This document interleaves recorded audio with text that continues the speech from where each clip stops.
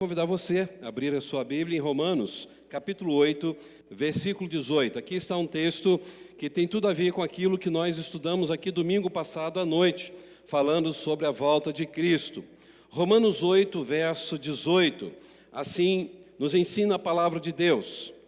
Porque para mim, tenho por certo que as aflições deste tempo presente não são para comparar com a glória que em nós há de ser revelada, porque a ardente expectação da criatura espera a manifestação dos filhos de Deus, porque a criação ficou sujeita à vaidade, não por sua vontade, mas por causa do que a sujeitou, na esperança de que também a mesma criatura será libertada da servidão da corrupção, para a liberdade da glória dos filhos de Deus.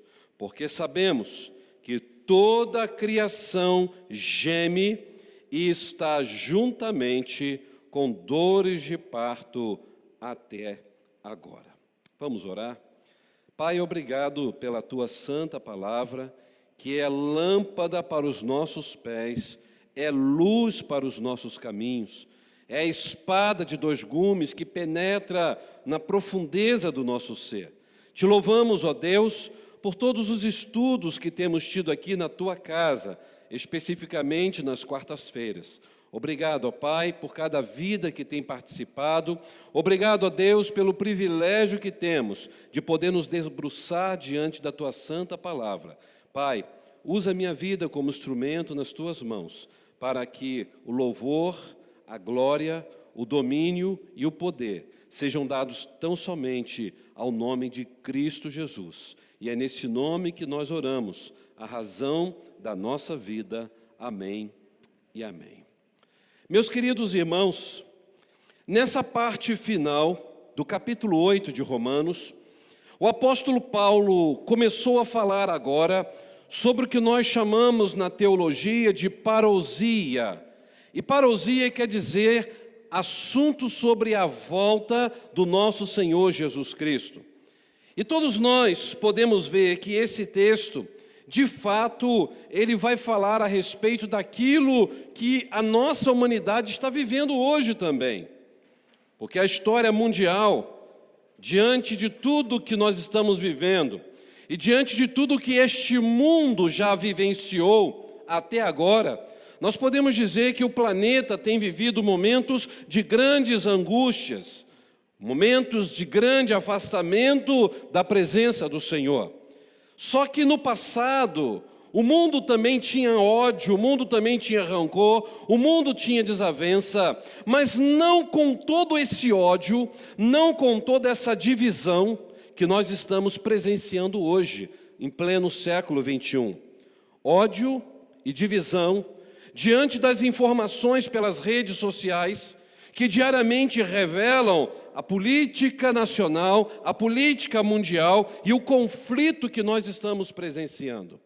E como eu disse domingo passado à noite, foi por causa desse ódio através de milênios, que foi construído através desses milênios grandes arsenais de guerra. Hoje nós sabemos que aquilo que o mundo tem de bomba guardada, pronta para ser usada, pode destruir esse planeta em questões de minutos.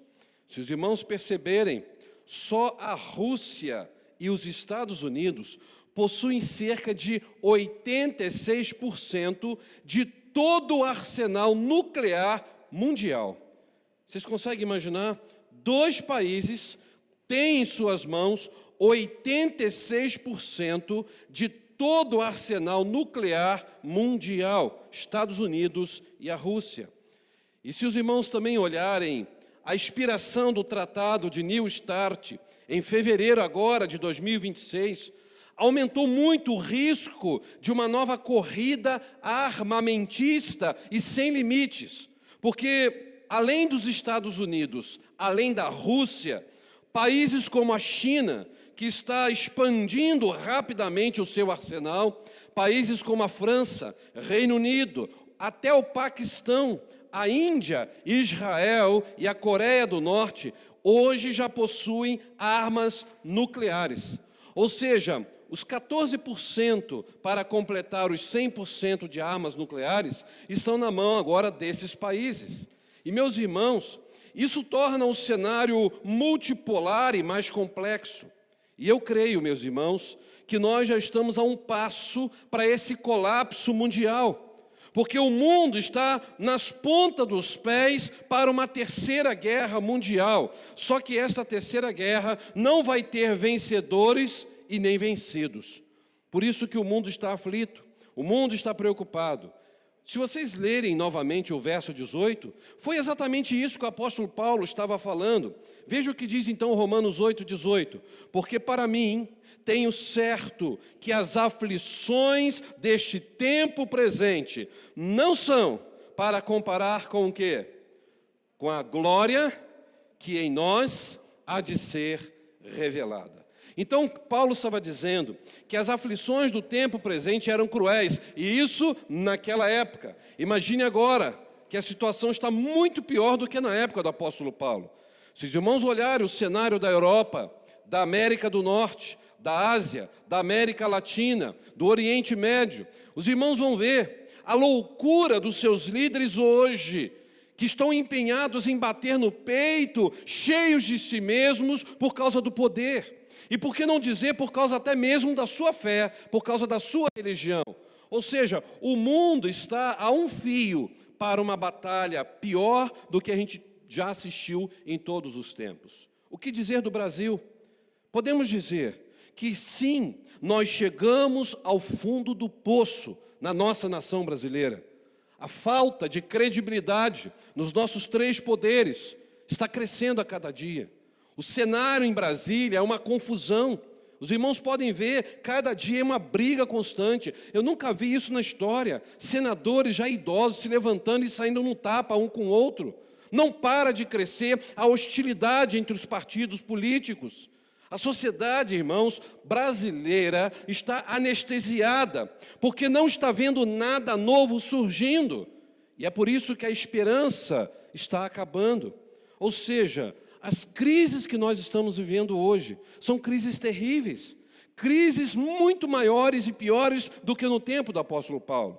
Por isso que quando Paulo estava falando aqui, inspirado pelo Espírito Santo, ele já estava profetizando aquilo que iria acontecer antes da volta de Cristo. E nós estamos presenciando, só que agora num volume muito maior, principalmente com as redes sociais. E veja o que Paulo diz no verso 19. Porque a ardente expectação, está assim a versão que você tem aí? Porque a ardente expectação da criatura espera a manifestação dos filhos de Deus. Aqui nessa versão que está sendo projetada diz, a natureza criada aguarda com grande expectativa. Sabe o que significa isso? Meus irmãos, significa que a natureza corrompida pelo pecado, ela anseia pela restauração final. E isso só vai ocorrer quando os crentes em Jesus receberem a divina herança com o retorno de Jesus Cristo. Por isso que a natureza está gemendo. E esse gemer da natureza é a expectativa diante do novo que está para surgir, das últimas coisas. Vejam comigo, eu já disse aqui há um tempo atrás, que de acordo com uma pesquisa feita do Almanaque Mundial, nós tivemos do ano 1000 da era cristã até o ano 1800, cerca de 21 terremotos que são registrados como os maiores, de 1000 a 1800, ou seja, em 800 anos foi registrado na história 21 grandes terremotos. Depois, de 1800 a 1900, quantos anos que se passaram? 100. Tinha sido 800, lembram? Agora, em 100 anos, foram 18 grandes terremotos. Depois foi registrado que do ano 1900 a 1950, ou seja, 50 anos apenas, 33 grandes terremotos em 50 anos. Lembram que lá atrás, em 800 anos, foram apenas 21? Agora, de 1900 a 1950, 33 grandes terremotos. Mas no almanaque diz que de 1950 a 1991 foram registrados 93 grandes terremotos no nosso planeta. Está aumentando ou não está? Agora eu vou dizer mais. De acordo com o órgão de pesquisa geológico americano, a USGS, de 1991 até 2017, já mais próximo, foram registrados no mundo cerca de 1.319 terremotos de 5,9 da escala Richter. Olha que salto que deu, de 1991 a 2017. Agora, paz, meus irmãos. Vocês sabem quantos terremotos nós tivemos no mundo em 2025? Vocês podem pesquisar no papai Google, que vocês vão ver. Só em 2025, no mundo, foi registrado 18.152 terremotos. Só no ano passado, em um ano. Vocês lembram que em 800 anos foram 21? Agora, só no ano passado, 18 mil. Desses 18 mil terremotos, 15 mil foram na Itália. Então, se alguém que estava desejoso de mudar para a Itália, né, já pensa um pouquinho aí, né? Meus irmãos, o Instituto Nacional de Geofísica e Vulcanologia, o INGV, disse que só na Itália, em 2025, foram mais de 15 mil terremotos ao longo do ano, que deu uma média de 43 terremotos por dia, e escala de 0 a 4,8 de magnitude, só na Itália. E aí, desses 18 mil do ano passado, 15 mil na Itália. E sabe quantos nós tivemos no Brasil? Só no ano passado? Cerca de 1.100 desastres naturais. Mas terremotos foram contados pelo menos cerca de 15 terremotos. Mas no Brasil, 1.100 desastres naturais aconteceram. E este ano, nós presenciamos agora, poucos dias atrás, um terremoto em Juiz de Fora de 2,1 da escala Richter, logo depois veio a chuva. Ou seja, uma pequena sacudida que deu na terra, com a chuva que veio, foi tudo combinado para que a natureza pudesse, então, despejar terras e casas que estavam ali construídas. Aqui do lado, em Minas Gerais. O que dizer no Rio de Janeiro, na Baixada Fluminense, tudo o que aconteceu também por causa dessa chuva. Isso para mim revela, irmãos, que do século XX para o século XXI, os fatos estão acontecendo, mas não como sempre aconteceu.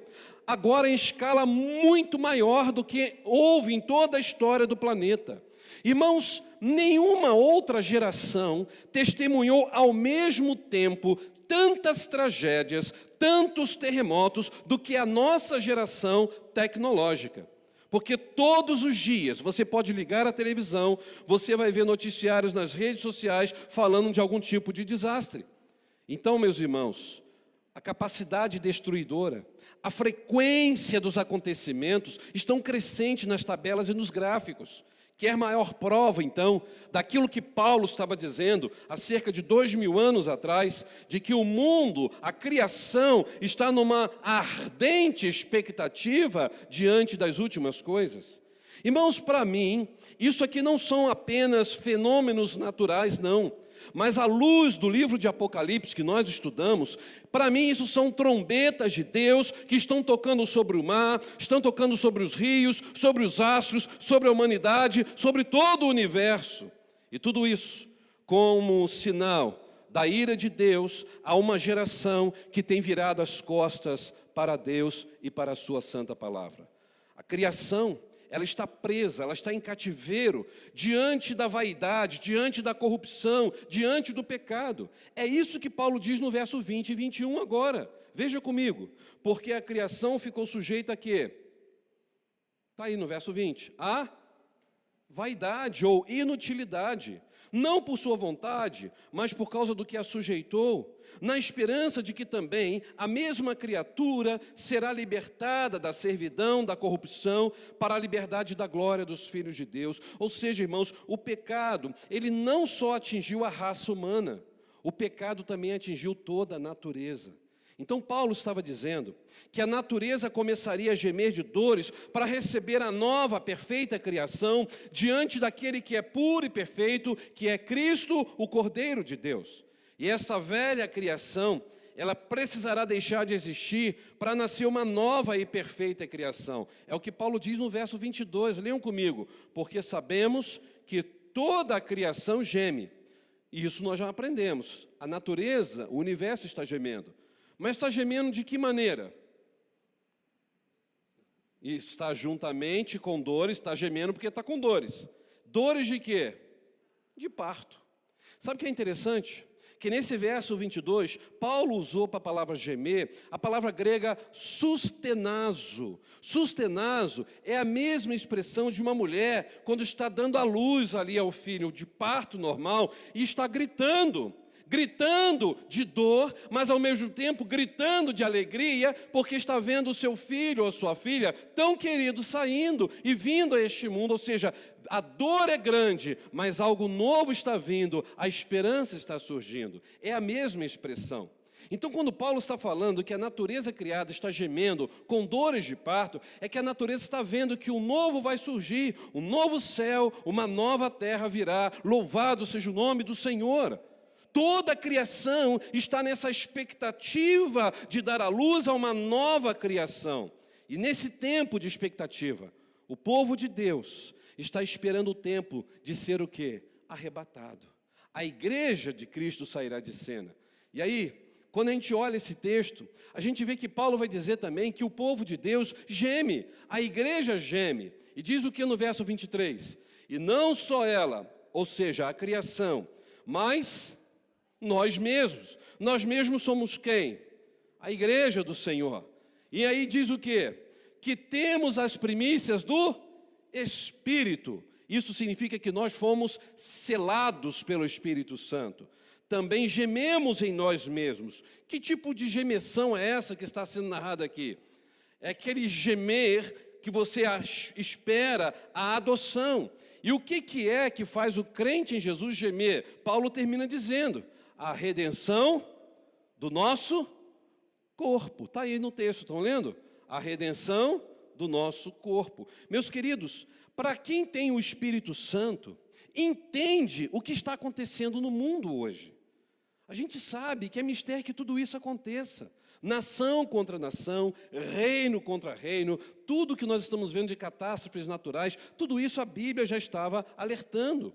O que é importante ressaltar aqui, que o gemido do povo de Deus, o gemido da igreja, não é um gemido de desespero, não é um gemido de desesperança, mas é um gemido de esperança, não é um gemido de morte, é um gemido de vida.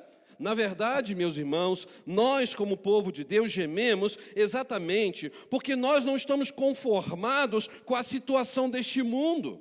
Como crentes em Jesus, nós não podemos nos conformar em ver o pecado dominando o mundo como está dominando. E o nosso gemido é como se eu e você, como se a igreja do Senhor estivesse na ponta dos pés, atrás de um muro alto, tentando ver o outro lado, tentando enxergar algo novo do outro lado. Ou seja, a igreja está nessa expectativa, gemendo, olhando pelo muro, sabendo que está chegando a redenção de nossas almas. Seremos arrebatados muito em breve.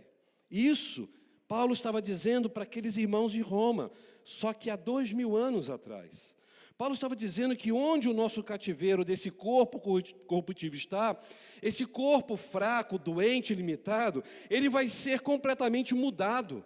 Esse corpo corruptível vai ser transformado nesse dia num corpo incorruptível, num corpo eterno, num corpo glorioso. Essa é a expectativa do povo de Deus, de Cristo voltar e transformar o nosso corpo para sempre. É a expectativa da igreja, a nossa redenção final, aonde estaremos com Ele.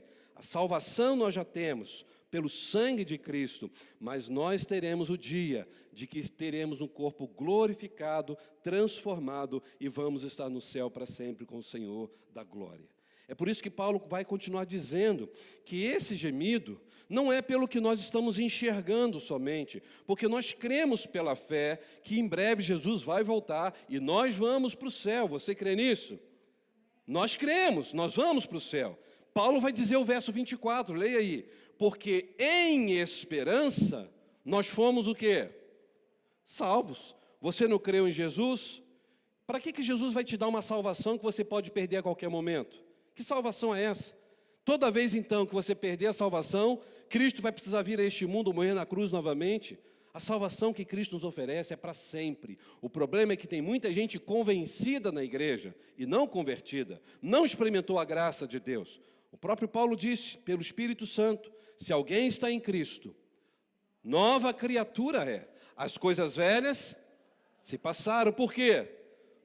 Tudo se fez novo.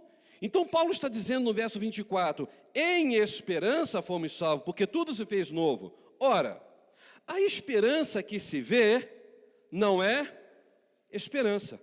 Eu tenho esperança, irmãos, que eu vou saciar a minha sede com um copo de água. Vocês têm essa esperança? Eu tenho, mas eu estou vendo que o copo d'água está aqui. Que esperança é essa? Se eu estou vendo, eu sei que eu posso pegar e beber. Mas se não tivesse nada aqui, e se eu soubesse que nem água tinha mais na igreja, e falasse, eu tenho esperança que vai surgir água de algum lugar, pastor, está doido, de onde vai sair água agora aqui? Não tem de onde tirar.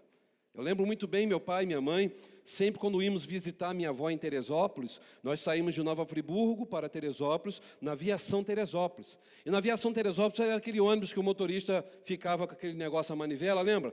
Virava para abrir a porta. E aí o pessoal entrava e fechava, né? E a gente ali, e eu toda hora, papai, estou com sede. Papai, quero ir no banheiro. E o ônibus não tinha, né? É muito chato viajar com criança tem hora, né? Principalmente para aquela época que nem banheiro tinha dentro do ônibus. Papai, eu quero água. Papai, eu estou com fome. Papai, eu estou com sede. Papai, quero ir no banheiro. Aí chegou uma hora que ele já estava ficando meio sem paciência, ele esticou a toalha no corredor do ônibus, né? Aquele monte de gente. Você quer ir no banheiro? Pode sentar aqui e faz aqui agora. E eu, todo mundo olhando para mim, né? Aí foi, então você não está com vontade de ir. Mas eu estou, papai já está saindo. Aí ele fez o motorista parar o ônibus, lá no chamado Barracão dos Mendes, que tinha uma churrascaria ali na época, numa lanchonete. E aí todo o ônibus teve que ficar ali esperando. Meu pai me leva. Quando eu vou no banheiro, estou lá, no vamos ver. Faz alguma coisa? Fiz nada. Aí você sabe o que sobrou para mim, né? Porque você fez o ônibus inteiro parar, agora você não quer fazer nada, então eu não vou mais fazer o motorista parar esse ônibus. Dali a pouco começou a ir embora de novo, chegando em Vieira, Bom Sucesso. Estou com sede, papai, estou com sede. Vai ali na frente, tem uma torneirinha ali, você vai tomar água. E eu fui lá na frente, e eu botei a mão na manivela achando que aquilo ali era alguma torneira, que era de abrir a porta. Por pouco eu não caí fora do ônibus. O motorista, sai daqui, menino, o que você está fazendo aqui? Não pode mexer, não. Ou seja, eu tive a esperança de que ia sair água daquela manivela. De algum jeito tinha água ali, que papai falou, é porque ele já estava sem paciência. Então, na verdade, quando você fala de uma coisa, mas você está vendo, isso não é esperança. O que Paulo estava dizendo aqui é, a esperança que se vê não é esperança. Porque o que alguém vê, como esperará? Você está vendo, isso não é esperança. Agora olha o verso 25. Mas, se esperamos o que não vemos, com paciência o esperamos. E o que nós estamos esperando que hoje nós não estamos vendo?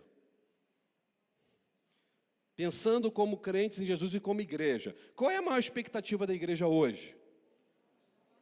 A volta de Jesus, irmãos. A maior expectativa da igreja não é construir templo novo. Isso é bom. Não é só encher o templo de pessoas salvas, isso é maravilhoso. Mas a igreja vive uma expectativa nessa esperança, de que nós vamos ver Jesus voltar e nós vamos morar com Ele para sempre no céu. Não é esse o objetivo nosso como crentes? E queremos falar de Jesus para todos entenderem que Jesus os ama, que Jesus morreu na cruz. Com que propósito? Que eles também entrem aqui na igreja e juntamente conosco tenham essa esperança de que Jesus em breve voltará. Em outras palavras, o texto diz que nós já fomos salvos e temos essa garantia. É isso que nos dá esperança. Já tenho certeza que eu estou selado pelo Espírito Santo e que a minha terra é o céu. Mas enquanto isso não acontece, eu vivo nesta terra, mas com essa esperança.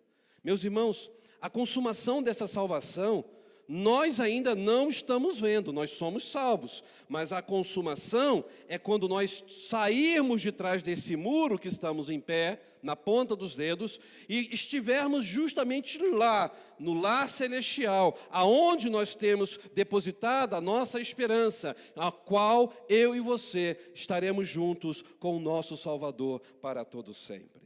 Nós estamos aguardando, porque sabemos que será muito melhor do que jamais poderíamos descrever. Por isso que tem aquela música que o céu é Jesus, não é isso? Aonde Jesus está, ali será também o céu.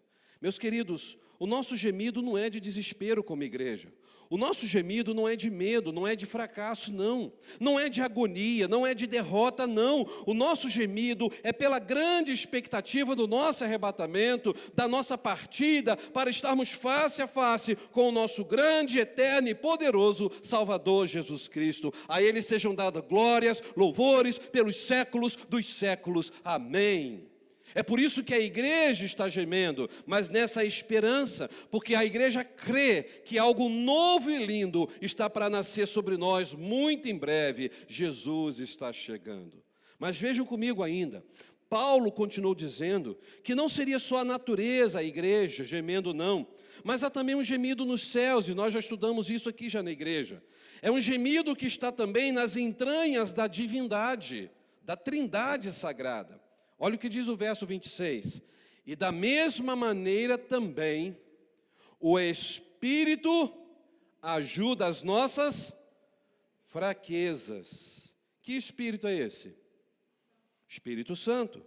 Porque não sabemos o que havemos de pedir como convém, mas o mesmo Espírito intercede por nós com gemidos inexprimíveis. Bom, se o Espírito Santo que habita em nós intercede por nós, ele intercede a quem? Para quem que ele vai interceder? Ele está intercedendo por nós, para quem? Para Deus. Isso nos revela que o Espírito Santo não é uma força ativa de Deus ou algo inanimado, como uma pessoa disse recentemente, que não existe trindade. Não existe essa questão de Pai, Filho e Espírito Santo, que o Espírito Santo é tudo uma coisa só, é Deus. E eu disse, não, o Espírito Santo é Deus, mas é diferente do Deus Pai. Deus Pai não é o Deus Espírito Santo. Deus Espírito Santo não é o Deus Pai. Deus Espírito Santo não é uma força ativa ou inanimada, porque aqui o texto diz que Ele intercede por nós. Se Ele intercede é porque Ele também tem sentimentos. Ele sente a sua dor, Ele sente a minha dor, e é Ele que leva a nossa dor perante alguém. E quem é essa pessoa? É Deus Pai, Todo-Poderoso. Então não tem como dizer que o Espírito Santo não tem direção própria, vontade própria. Ele é uma pessoa distinta, sim. Não existe o Pai, Filho e Espírito Santo num ser só, blindado. Aqui é o Pai. Você quer falar com os filhos, você fala aqui do lado. Quer falar com o Espírito Santo, fala aqui do outro lado. Isso não é a trindade. São três pessoas diferentes, mas na mesma essência, sendo um único Deus. Então, meus irmãos, a ideia do Espírito Santo é que Ele é o Consolador. Ele é aquele que habita em nós, que está em nós e nos selou com o selo da redenção. Foi Ele quem nos batizou no corpo de Cristo, que é a sua igreja, e intercede por nós com esses gemidos inexprimíveis. Ou seja, Ele intercede por nós, em nós, ao Deus que está sobre nós. E como é que Ele faz isso? A ideia do texto aqui é que Ele faz de forma intensa e agônica. Porque quando Paulo usa a palavra stenagmos, é a palavra gemer, sentir dor ou suspirar. Gemidos inexprimíveis têm essa ideia de gemido, de suspirar, de sentir uma dor. É uma expressão de intensa agonia que nós não podemos articular em palavras. Então o Espírito Santo sente a nossa dor e Ele leva ao Deus Pai tudo aquilo que nós estamos passando e precisamos. Por isso eu sempre digo que o Espírito Santo é o nosso intercessor existencial. É Ele que sabe como vai as nossas emoções. É por isso que o Espírito Santo, sendo Deus, Ele também conhece todas as línguas do mundo. Foi Ele quem nos criou. Ele conhece a língua dos anjos, porque foi Ele que criou a língua dos anjos. Foi Ele que criou a língua dos homens. Então, quando o Espírito Santo ora por nós, Ele não encontra uma linguagem que possa expressar tamanha agonia da oração, aquele sentimento que Ele está tendo diante daquilo que nós estamos passando. Então Ele geme com gemidos inexprimíveis. Ele então dessa maneira ora por nós e intercede ao Deus que está sobre nossas vidas. Deu para entender? E aí Paulo vai dizer o seguinte: aquele, verso 27, que examina os corações, sabe qual é o quê? A intenção de quem? Do Espírito. E é Ele que, segundo Deus, quem que intercede pelos santos? O Espírito Santo. Meus irmãos, nós precisamos entender que jamais seremos vencedores por causa de nossas forças. Na verdade, irmãos, aqui mostra para mim e para você que o cristianismo, ele diverge frontalmente com a psicologia da autoajuda, não com a psicologia. A psicologia é um instrumento de Deus. A psicologia é algo que Deus capacitou homens e mulheres para abençoar as nossas vidas. Mas a psicologia da autoajuda, ela não, ela vai contra aquilo que a palavra nos ensina. Porque a psicologia da autoajuda diz o quê? Você tem força dentro de você, você não precisa de Deus. É só você despertar esse gigante em você que você vai conseguir fazer alguma coisa. Mas a Bíblia nos ensina totalmente ao contrário. Porque a Bíblia diz que nós somos o quê? Fortes ou fracos? A Bíblia chama a gente de quê? Fortes ou fracos? Fracos, nós somos fracos. Nós temos muitas fraquezas, nós temos fraquezas físicas, nós temos fraquezas emocionais, por isso nós temos aqui agora celebrando a recuperação para abençoar a vida da igreja, das pessoas, tudo à luz da palavra de Deus. E nós temos fraquezas espirituais. Irmãos, hoje nós estamos vivendo o pior tempo das doenças emocionais. Porque quantas vezes nos sentimos também esmagados por causa das circunstâncias adversas. Talvez você esteja aqui nesta noite e você está abalado. Você está esmagado por um problema que aconteceu na sua casa. Há algo que aconteceu hoje na sua história que te deixou completamente para baixo. Você está emocionalmente abalado. Quantas lágrimas nós já não choramos só esse ano de 2026? Quantos que estão aqui nesta noite abalados, talvez, por causa do problema no seu casamento, por um problema diante de um filho, diante talvez de uma filha, diante do pai ou diante da mãe? Quantos que não estão aqui hoje abalados com suas finanças, porque você está vendo a política do nosso país cada dia mais piorando e a sua vida financeira também está piorando, e isso mexe no seu emocional, porque ele traz incertezas do futuro. Quantos aqui não estão se sentindo sozinhos nesta noite? Quantos talvez não estão se sentindo no momento mais abandonado da sua história, e isso causa frieza e abalo emocional? O que dizer da frieza e da fraqueza espiritual? Quantos hoje que estão vivendo fraquezas espirituais, mesmo dentro das igrejas? Pessoas que não conseguem vencer os seus pecados. Quantas vezes, meus irmãos, nós prometemos a Deus que não iríamos cair no mesmo erro e depois a gente erra de novo no mesmo erro. Isto é ou não é uma fraqueza espiritual? Quantas vezes, meus irmãos, que nós estamos lutando para ler a palavra de Deus e a gente não consegue ler a Bíblia, não consegue orar, e a gente descobre realmente, hoje eu estou vivendo um momento de fraqueza espiritual. É por isso que Paulo diz que é neste momento que o Espírito Santo vem e nos assiste em nossas fraquezas. Isso não é bonito? Isso não é glorioso? Porque a palavra assistir aqui, no versículo que você leu comigo, na língua grega, tem a mesma ideia de carregar um peso. A ideia de que o Espírito Santo nos assiste em nossas fraquezas é Ele dizendo para mim e para você: eu sei o peso que você está vivendo no seu emocional, no seu espiritual, na sua vida física, e eu estou carregando esse fardo com você. Ou seja, o Espírito Santo nos assiste carregando o nosso fardo. Irmãos, as coisas vão piorar mais ainda, mas o Espírito Santo, o nosso intercessor existencial, nunca nos abandonará, porque foi Ele quem nos selou, e nós somos, pelo sangue de Cristo, propriedade exclusiva de Deus e templo do Espírito Santo. Se nós somos templo do Espírito Santo, Ele habita em nós. E daqui ele não vai mais embora. Por isso que no final, tudo que acontecer na nossa história será para o nosso bem. Paulo continua dizendo isso. Olha o verso 28. E sabemos que todas as coisas cooperam ou contribuem juntamente, todas as coisas que nos esmagam emocionalmente, fisicamente, espiritualmente, tudo que nós estamos passando, nesse momento conturbado, tudo isso vai contribuir para o nosso bem. Por quê? O que nós fazemos diante de Deus? Nós amamos a Deus. Você ama a Deus? Então tudo que está acontecendo vai contribuir para o seu bem, para aqueles que são chamados segundo o seu propósito. É verdade, irmãos, que nós estamos vivendo um período de tristeza mundial. São dias difíceis, muita violência, muito sangue sendo derramado, muitas separações de casais, muitas contendas, muitas doenças inexplicáveis estão surgindo, muitas aflições psicossomáticas que têm gerado doenças, vícios que a pessoa tem, não é porque ela simplesmente está fazendo aquilo por desprestígio às coisas de Deus, mas é porque ela tem uma dor, e por ter uma dor ela acaba preenchendo com um vício. Muitas aflições. O texto diz que nós sabemos. A palavra saber aqui é exatidão matemática. Como você sabe que 1 e 1 é o quê? Só pode ser 2.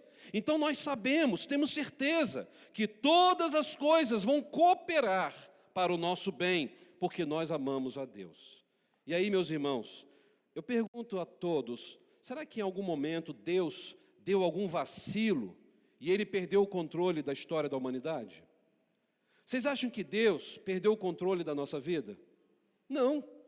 Deus está conduzindo a nossa história. Deus está conduzindo a sua igreja para esse grande dia, o dia da consumação. E esse grande dia será a vitória de Jesus Cristo, será a vitória da igreja de Cristo, porque Ele está voltando. Então nós não podemos temer, mesmo diante de tantas fraquezas, nós não podemos temer, porque o Deus que nós amamos está sempre presente na nossa vida, por causa de Cristo, o Emanuel, o Deus conosco, o nosso intercessor jurídico, o nosso advogado fiel. Ele está sempre presente.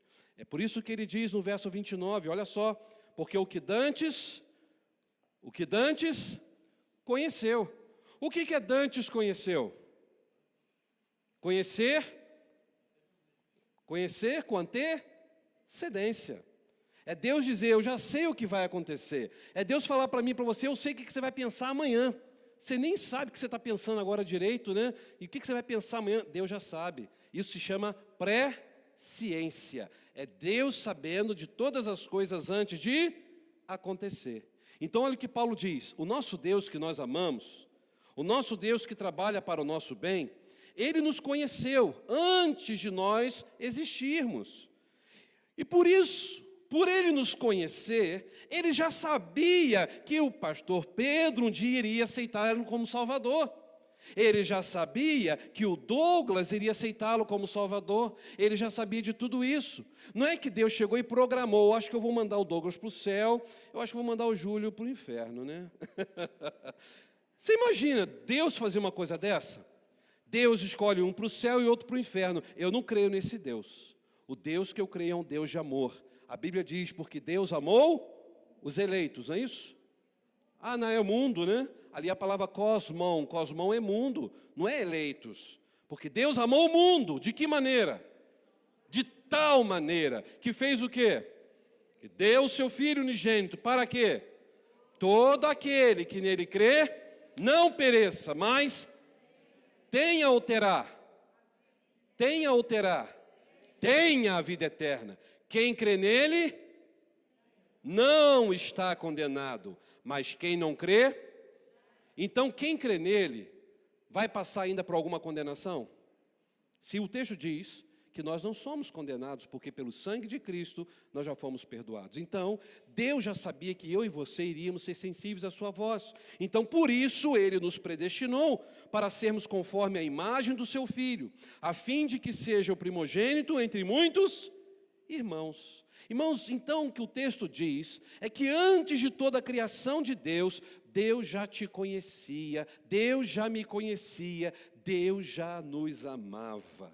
Ele sabia que nós iríamos estar na presença dele. Ele já conhecia o nosso coração. Isto é presciência de Deus. Vocês acham que Deus é pego de surpresa? Uma vez eu ouvi um pastor bem mineiro falar assim, né? De repente a pessoa levantou a mão, aceitou Jesus e Deus. Uai, você? Eu não esperava você me aceitar como Salvador. Você acha que Deus vai fazer uma coisa dessa? De forma alguma. O Senhor sabe aqueles que são seus. A Bíblia diz isso.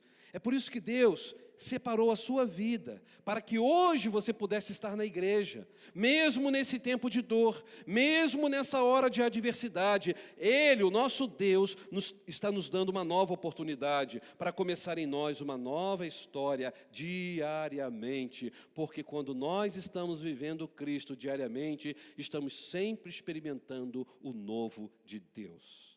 E nós recebemos o maior presente, que foi a justificação em Cristo Jesus. Já expliquei várias vezes o que é justificação. É Jesus dizendo ao Pai, por esse erro que ele cometeu, eu paguei o preço lá na cruz, o meu sangue foi derramado. Isso é justificação. Vamos lembrar novamente o processo da salvação? A salvação é um ato ou é um processo? É um ato, você crê, você é salvo. A justificação é um ato ou é um processo?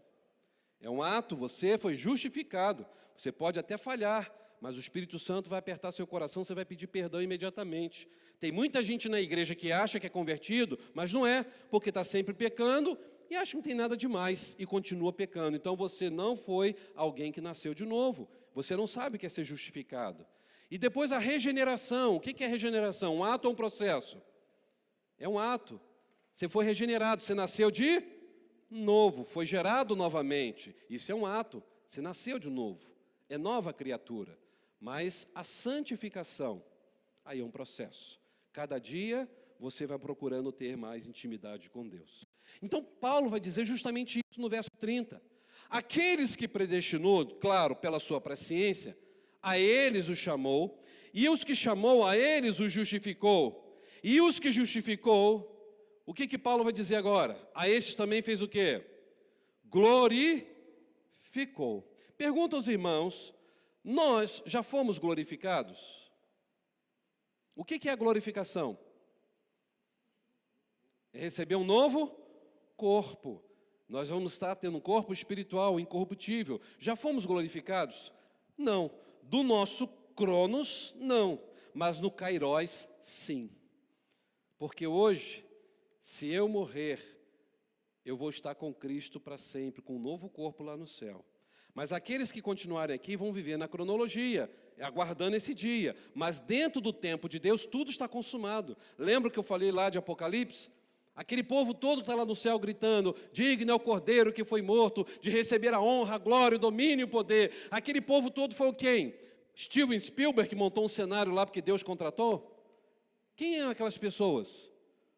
Os salvos. Que salvos são aqueles que João viu lá? Eu e você. Naquela visão, nós já estamos lá no Kairos, nós já estamos adorando o Cordeiro. Meus irmãos, nós já somos cidadãos dos céus. Hoje vivemos aqui no nosso cronos, mas assim que fecharmos os olhos, nós já estaremos lá com aquela multidão que João viu lá atrás. Dá para os irmãos entenderem? Sabe o que isso me ensina? Deus nunca nos deixará no meio do caminho. Deus vai completar a sua obra em nós, ou seja, a nossa glorificação já existe, já está completa. Nós ainda não recebemos agora no Cronos, mas já temos no Kairos. Nós seremos glorificados, ou seja, nós temos a pessoa de Jesus, tudo já está nesse pacote. Vocês já pararam para pensar no que isso significa? Que quando Jesus voltar, vamos ter um corpo transformado, teremos um corpo que nunca mais vai ficar doente, teremos um corpo que nunca mais ficará cansado, teremos um corpo que nunca mais vai envelhecer, porque a eternidade não é tempo. É por isso que quando eu penso na eternidade, na glorificação, eu entendo que aquele corpo raquítico que foi surrado pela doença, que levou a pessoa à morte, aquele corpo cheio de hematomas por causa dos tratamentos hospitalares, que machucou, que judiou a pessoa, aquele corpo que foi destroçado talvez em algum acidente, aquele corpo que foi deformado por causa de um câncer que a pessoa teve, aquele corpo que foi incinerado num acidente de avião ou depois cremado, será apenas uma semente diante daquilo lindo que vai brotar quando vier a nossa glorificação. Meus irmãos, nós vamos receber um corpo imortal, um corpo incorruptível, um corpo glorioso, um corpo espiritual, um corpo celestial, um corpo semelhante ao corpo da glória do Senhor Jesus Cristo. Louvado seja o nome do Senhor por isso. Nós já temos a certeza da nossa glorificação. É por isso que nós temos certeza absoluta que lá no céu não vai haver berçário e nem asilo. Lá no céu não vai ter feto glorificado, nem cadeira de balanço para quem não consegue andar mais. Lá no céu não terá gente aleijada, não terá gente cega, não terá gente surda ou com alguma dificuldade física, porque lá no céu só haverá pessoas completamente restauradas, transformadas, glorificadas para a glória de Deus Pai. Isto é o céu. Então, enquanto nós não formos para o céu, enquanto Jesus não voltar, enquanto estivermos aqui nesta terra, ainda gemendo nessa expectativa da volta de Cristo, eu e você temos uma garantia que Deus nos deu. E aí o que Paulo vai dizer no verso 31. Qual é a garantia? Que diremos então diante de tudo isso que Paulo falou até agora? Se Deus é por nós, não é uma garantia. Aí ele vai dizer, vocês estão preocupados? Vocês estão achando que Deus não é por vocês? Deus é tanto por vocês que Ele é aquele que nem mesmo a seu próprio Filho poupou, e antes o entregou por todos nós. Ou seja, é o Deus que se preocupa tanto com a sua igreja, que Ele entregou o próprio Filho por amor à sua igreja. Então, se Ele é um Deus de tanto amor assim, como Ele não vai nos dar todas essas coisas também? Ou seja, Ele está nos oferecendo o melhor. Ele está nos oferecendo a salvação, o perdão dos pecados e viver aqui nesta terra na certeza de que a mão forte e poderosa dEle vai nos sustentar até aquele grande dia. É por isso que ele falou aqui para aquela igreja de Roma. Paulo falou, irmãos, olha o privilégio que nós temos de sermos do Senhor Jesus. Nós temos aquele que não poupou o próprio Filho, que é Deus Pai, e Jesus foi entregue por amor a mim e a você. É por isso que vocês têm que parar de ficar preocupado com os outros te acusando ou falando mal de você. Olha o verso 33. Quem intentará acusação contra os escolhidos de Deus? Porque é Deus quem o justifica. Quem é que condena? Pois é Cristo quem morreu, ou antes, quem ressuscitou dentre os mortos. E aonde Cristo está? À direita de Deus Pai. E é lá que Ele intercede por nós. Quem nos separará do amor de Cristo? Agora começa uma listagem. E aquela igreja entendeu perfeitamente essa listagem, e eu e você podemos entender. A tribulação. A tribulação pode nos separar do amor de Deus em Cristo Jesus? Não. A angústia. Você se sente angustiado nessa noite? O amor de Deus jamais sairá da sua vida. A angústia não pode anular o amor de Deus sobre a sua vida. Olha só, a perseguição. Você se sente perseguido hoje? Ah, pastor, me sinto perseguido pela minha família, me sinto perseguido pelo meu vizinho, pelo meu patrão. Tá, esqueça essa perseguição. Pare de dar ibope para a perseguição. Olhe para o amor de Cristo que está sobre a sua vida. É isso que você deve colocar a sua esperança. O amor de Cristo está sobre mim. Será que a fome pode me separar do amor de Cristo? Será que não ter roupa para vestir, a nudez? Será que é o perigo? Eu vou enfrentar perigo por amor a Cristo? Então isso vai me separar do amor de Cristo? Ou será a espada que eu vou enfrentar? Paulo então vai dizer, como está escrito, por amor de ti, somos entregues à morte o dia todo.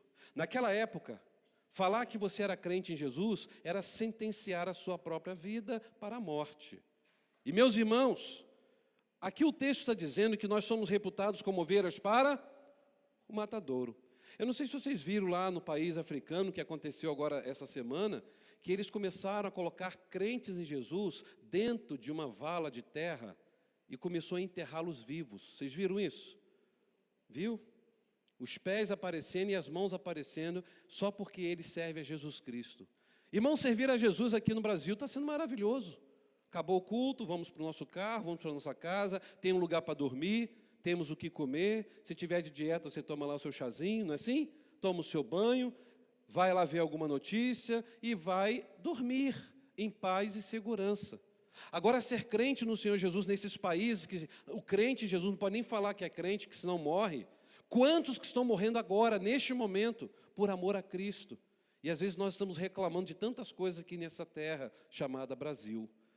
Paulo disse que eu e você, por servirmos a Cristo, nós somos reputados como ovelha para quê? Para receber as bênçãos o tempo todo?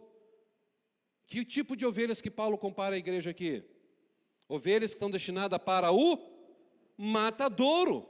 Em outras palavras, quem pode nos separar do amor de Cristo? Doenças, pandemias, epidemias, corrupção política, terremotos, violências, bomba de hidrogênio?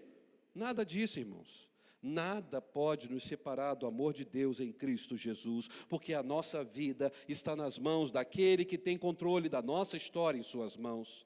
É por isso que nós podemos dizer com muita tranquilidade: bendito seja o Senhor que nos guarda, nos protege e nos deu a tão grande salvação. O que nos consola é saber que em breve Jesus vai voltar. Mas a pergunta que eu faço é: e se Ele voltar essa noite? Aonde você passará a eternidade? Você tem essa certeza de que Jesus é realmente o Senhor da sua vida? Se você tem essa certeza, louve a Deus, agradeça a Deus pela sua salvação. Mas se você não tem essa certeza, é hora de você se voltar para o Senhor, porque só assim é que você vai entender a realidade dos versos finais do capítulo 8, e você vai poder dizer como Paulo: mas em todas essas coisas, que coisas? Tribulações, fome, nudez, perseguição, morte. Em todas essas coisas, nós somos o quê? Vencedores ou mais que vencedores? Mais que vencedor, quer dizer que nós estamos muito acima de um vencedor. Olha só, nós somos mais do que vencedores. E nós somos por causa de quem? Por causa de quem nos amou. E quem nos amou? O Deus Todo-Poderoso. E aí Paulo vai dizer com convicção: é por isso que eu estou certo de que nem a morte, nem a vida, nem os anjos, nem os poderes demoníacos, que é o principado e potestade, nem o presente, nem o porvir, nem a altura, nem a profundidade, nem qualquer outra criatura poderá nos separar do amor de Deus que está em Cristo Jesus, nosso Senhor. É esse mesmo Jesus que Paulo estava exaltando, é o Jesus que está aqui neste lugar. Ele está aqui nessa igreja. Ele está aqui entre nós e em nós. Ainda no nosso Cronos, Ele está como advogado.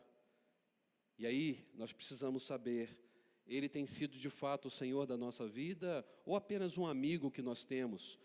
Muitas vezes nos tornamos apenas religiosos, vamos às igrejas e vamos apenas para assistir um culto aqui, outro ali. O crente em Jesus não assiste culto, o crente em Jesus cultua, e nós estamos adorando ao Senhor. E uma coisa é certa: nós só adoramos porque temos certeza quem é o Redentor das nossas almas. É por isso que Paulo pôde falar com muita convicção: nada pode nos separar do amor de Deus em Cristo Jesus. Isso traz esperança para o seu coração? Nada pode nos separar, quer dizer o quê? Não há essa possibilidade de você perder a sua salvação se você é de Jesus, se você foi lavado pelo sangue de Jesus, se você nasceu de novo. É por isso que eu quero convidar você a fechar os seus olhos. A você que já tem a Jesus como Salvador, agradeça. Louve a Deus pela tua salvação. Diga a Deus: Senhor, me perdoe, eu tenho me preocupado com tanta coisa, não tenho tido tempo para te agradecer por essa tão linda e maravilhosa, essa grande salvação. Diga para o Senhor: obrigado, Senhor. Obrigado porque eu sei que eu tenho fraquezas emocionais, físicas, espirituais. Obrigado porque eu sei que eu tenho minhas dificuldades, mas é o Senhor que está sempre presente na minha vida. Diga para Deus: obrigado, Senhor, pelo Teu Espírito Santo, que é o intercessor existencial, que está aqui comigo, que sente a minha dor e que intercede por mim diante de ti. Agradeça a Deus pelo seu intercessor jurídico, que é Jesus, o seu advogado fiel, o Emanuel, aquele que está sempre presente. Ele nunca te abandona. Você pode ter certeza disso. De todas essas coisas, você é mais do que vencedor por Cristo Jesus, o nosso Salvador. Se você nessa noite quer agradecer ao Senhor, agradeça. Mas se você ainda não tem certeza da sua salvação, diga: Senhor, eu entrego a minha vida a Ti agora, Senhor. Porque eu sei que a vida passa com rapidez. E eu quero, Senhor, ir para o céu um dia. E eu quero viver contigo para sempre, Senhor. Porque eu creio no Teu amor. Eu creio na Tua salvação. Eu creio no Teu perdão. Se você fizer esta oração, tenha certeza disso. O Senhor vai habitar na sua vida. E dela Ele jamais sairá. Creia nisso. Vamos orar? Obrigado, Jesus. Este capítulo 8 de Romanos tem tantos ensinamentos. Pai, obrigado porque já começa dizendo que não há nenhuma punição para aqueles que estão em Cristo Jesus. Obrigado, ó Deus, porque Cristo sofreu a nossa condenação e a punição que estava sobre nós. Obrigado, ó Deus, porque Paulo pôde terminar esse capítulo dizendo que nada poderá nos separar do Teu grande amor. Oh Deus, muito obrigado, porque nos dias que nós estamos vivendo as nossas fraquezas emocionais, o Senhor está conosco. Nos dias que nós estamos vivendo as fraquezas físicas, é o Senhor quem nos põe de pé. Nos dias em que nós estamos abalados dentro da nossa espiritualidade, é o Senhor que fortalece a musculatura da nossa alma. Obrigado, Senhor, porque Tu és o Deus sempre presente, Tu és o Deus de amor. Nós Te adoramos, Senhor, e pedimos perdão se temos passado a vida mais reclamando do que Te agradecendo por quem Tu és na nossa história. Eu peço a Tua bênção sobre cada um aqui nesta noite, por aqueles que nos acompanham pelas redes sociais, que possamos sair, ó Deus, deste culto nessa noite, incomodados no nosso coração, se de fato nós temos vivido uma vida de gratidão e de confiança, de que o Senhor está no controle absoluto da nossa história. Eu peço a Deus, fortaleça, ó Pai, o coração daqueles que estão sofrendo aqui nesta noite. O Senhor sabe o que cada um está passando. Deus, derrama o bálsamo sobre esses corações. Deus, traga a cura, Senhor, porque só o Senhor é o médico dos médicos. Só o Senhor pode nos ajudar, Senhor, em nossas fraquezas. Abençoe-nos, ó Pai. Leva-nos em paz para os nossos lares. Conceda-nos, ó Deus, uma semana abençoada por Ti. Em nome de Jesus Cristo, a razão da nossa vida. Amém e amém. Vamos ficar em pé?